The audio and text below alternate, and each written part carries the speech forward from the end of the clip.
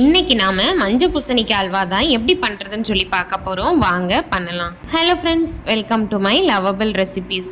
இன்னைக்கு அல்வா பண்றதுக்காக ஒரு 1/2 கிலோ மஞ்சள் பூசணி எடுத்துக்கலாம். இந்த பூசணிக்காவோட உள்ள இருக்கிற விதையையும் மேலே இருக்கிற தொலியையும் சுத்தமாக எடுத்துட்டு இந்த மாதிரி 4 துண்டா வெட்டி வச்சுக்கிடலாம். அப்போ தான் நமக்கு செதுக்கிறதுக்கு ஈஸியாக இருக்கும்.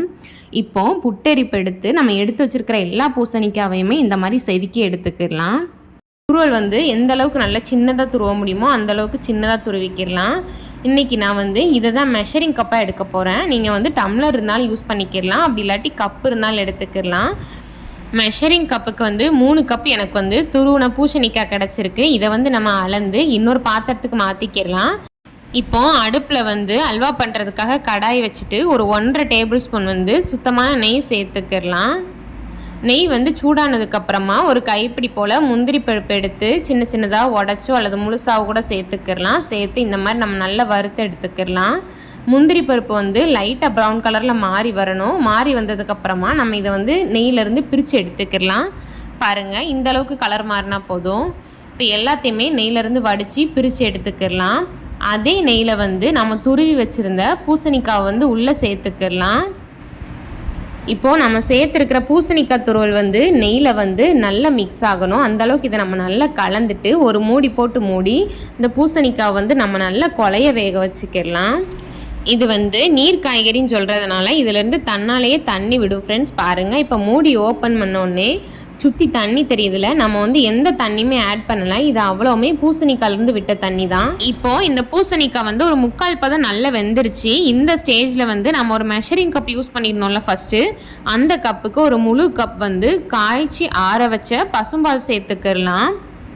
நம்ம கேரட் அல்வா பீட்ரூட் அல்வாலாம் செய்யும்போது 3க்கு 2.5 ரேஷியோவில் தான் பால் சேர்த்துருப்போம். இந்த பூசணிக்காயில் தண்ணி ஊறி ஆல்ரெடி அது வெந்துருச்சு. அதனால தான் 3க்கு 1 அப்படிங்கிற ரேஷியோவில் பால் சேர்த்து செஞ்சுக்கிட்டுருக்கோம்.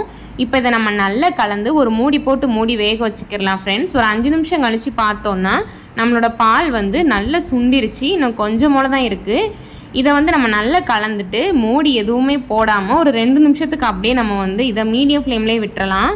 இது நமக்கு நல்லா குழஞ்சிரும். இந்த ஸ்டேஜ்லேயே அப்படி கொலையாட்டி கரண்டியோட பின்னாடி பக்கத்தை வச்சு நம்ம இந்த மாதிரி நல்லா மசிச்சு விட்டுக்கிடலாம். இப்போ ஒரு 2 நிமிஷம் கழித்து மெஷரிங் கப்புக்கு ஒரு 3/4 கப் அளவுக்கு சீனி எடுத்து உள்ளே சேர்த்துக்கிடலாம். சேர்த்துட்டு இதையும் நம்ம நல்லா கலந்துக்கிடலாம். இந்த சீனி பாகோட நம்மளோட அல்வா நல்லா மிக்ஸ் ஆகணும். அப்போ தான் சாப்பிடும்போது நல்லா ஜூஸியாக இருக்கும் ஃப்ரெண்ட்ஸ். இப்போது இதே ஒரு மூடி போட்டு மூடி ஒரு 5 நிமிஷத்துக்கு நம்ம நல்லா அப்படியே அந்த சீனியோட பச்சை வாடை போகிற அளவுக்கு வேக வச்சுக்கிடலாம். 5 நிமிஷம் கழித்து பாருங்கள், பாகு பாதியாக வத்திருச்சு. இப்போ மூடி எதுவுமே போடாமல் ஒரு 2 நிமிஷத்துக்கு மீடியம் ஃப்ளேம்லேயே விட்டு அப்படியே நம்ம வேக வச்சுக்கிடலாம். கிளறிக்கிட்டே இருக்கலாம் ஃப்ரெண்ட்ஸ்.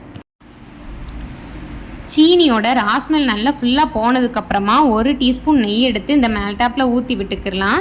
இந்த அல்வா பண்ணுறதுக்கு மொத்தமே நமக்கு ஒரு 3 டேபிள் ஸ்பூன் தான் நெய் தேவைப்படும். நெய் சேர்த்து கிளறிட்டு ஒரு 2 ஏலக்காவை நல்லா அந்த விதையோட தட்டி உள்ளே சேர்த்து நல்லா கலந்துக்கிடலாம். நல்லா ஃப்ளேவராக இருக்கும். அவ்வளோதான் ஃப்ரெண்ட்ஸ். இப்போ இதோட ஃபைனல் டச் என்னென்னா, நம்ம வறுத்து வச்சுருந்தோம்ல அந்த முந்திரி பருப்பை மேல்டாப்பில் தூவி கிண்டி இறக்குனா நம்மளோட தித்திப்பான பூசணிக்காய் அல்வா ரொம்ப ருசியாக தயாராகிரும். இதே மாதிரி நீங்களும் செஞ்சு பார்த்துட்டு உங்களோட ஃபீட்பேக்கை எங்களோட ஷேர் பண்ணுங்கள் ஃப்ரெண்ட்ஸ். இந்த வீடியோ பிடிச்சிருந்ததுன்னா லைக் பண்ணுங்கள். இந்த வீடியோட ஃபுல் லிங்க் உங்கள் ஃப்ரெண்ட்ஸ் கூட ஷேர் பண்ணுங்கள். அப்படியே மறக்காமல் உங்கள் பொண்ணான கையில் நம்மளோட சேனலை சப்ஸ்கிரைப் பண்ணிக்கோங்க ஃப்ரெண்ட்ஸ். தேங்க்யூ.